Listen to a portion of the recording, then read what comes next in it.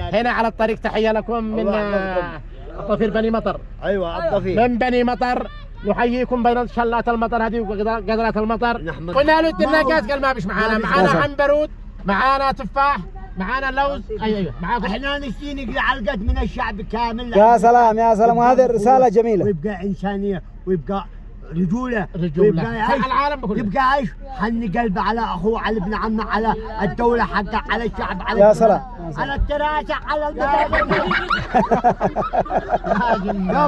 ايوه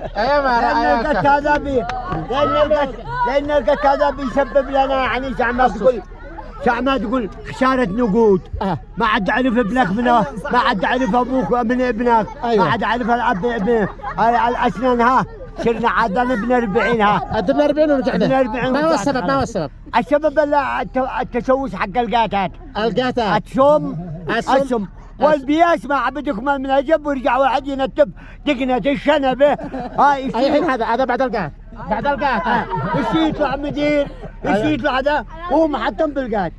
العشي يطلع لك طيران، يطلع لك مدير، المهم يعني يسقم دولة كاملة. ايوه سمعت؟ والصباح وانه راقد تحت البطانين ما يشتي احد. يا ما رايك ذا الحين؟ الحين نقلع القات. نقلع موافقين يا شباب؟ حبايب قلبي انتم والله.